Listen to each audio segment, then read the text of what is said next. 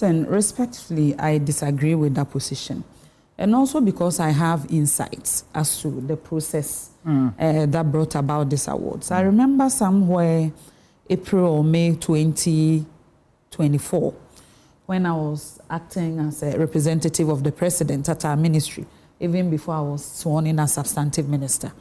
Letters were written to us from the chief director of the presidency that the president is going to do this national awards and honors. And for the public sector, the ministry should do further distribution to their sector agencies and allies. If they have any nominations, then the ministries will compile them and then submit them for the committee set up at Jubilee House to do the vetting. Personally, I just submitted to my chief director. I did not think that most of the ministers that have so far, those I have spoken to, they didn't nominate themselves. Their names were included in nominations that came from their sector. So I remember very well, you mentioned Erastus. So those whose names have been mentioned, let me start referring to them. He was nominated by the Ghana Journalists Association. And the president felt that it's important, if this is what the GJA wants, it is not presidential awards, it's national awards. It's the states honoring people whose sectors or endeavors have been so good that their peers, people in the space, have decided to award them. So I didn't find anything wrong with that. And you know, the mandate of the president ends on Monday. And even after we lost the election, all the activities that were already listed on our calendar for the year, he still went ahead to complete them, respectfully. I am also very saddened that if they want to make a reference to why the awards shouldn't have happened, they mention Honorable Hawa Koomson's name. And I am confused about one thing. Is it the case that unanimously we are saying that ministers should not be given national awards or honors? That's the view. That's the view of someone like Ofibenti. Is that the case that there is no precedent to ministers of states receiving national honors, and President Akufo-Addo is the first president to give awards or honors to his ministers? Secondly, looking at Honorable Hawa Koomson, you know, in Ghana, I say bad news sells. People just say, oh, we've heard that she pulled a gun, and then just brand her as somebody. Speaking as a lawyer, respectfully, senior, is pulling a gun a crime in Ghana? Oh my no, I am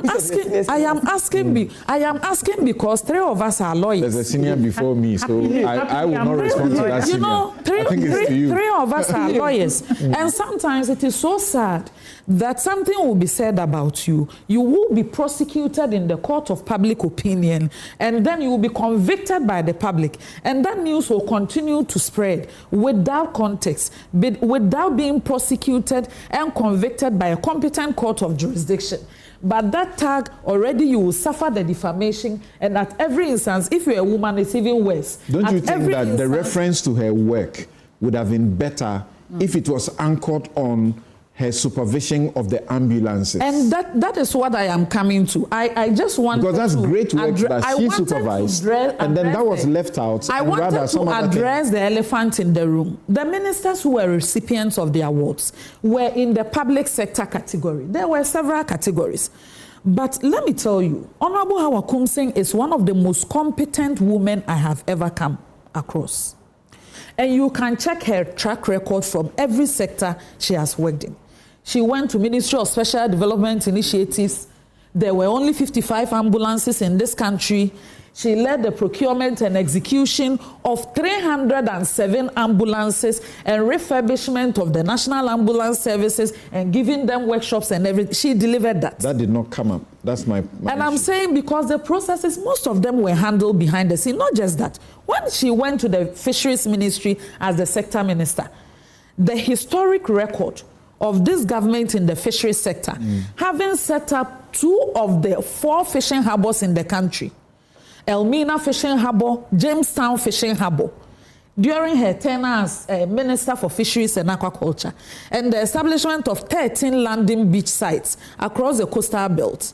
Not just that, those of us who know her personally know her to be someone who is strong-willed, who is aggressive when it comes to her work and will not stop at anything until she gets results. Okay. I think that narrative should also be put in context. Right. She was awarded for the category of public sector, having excelled as her work as minister in those public institutions, and was duly nominated by the people she worked with. All right. So I think it is only fair.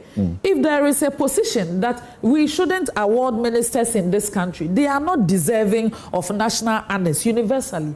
If that is given, I am not so into awards. In fact, those who nominate me for other awards, I barely show up. All right. But I mean, if that is the position, fine, you are like me. You are like me. I reject some of them myself. Let me quickly go to Prof. We need a bit of time so we can make brief comments on the. We've heard this based on the yes, Joyce. Because of something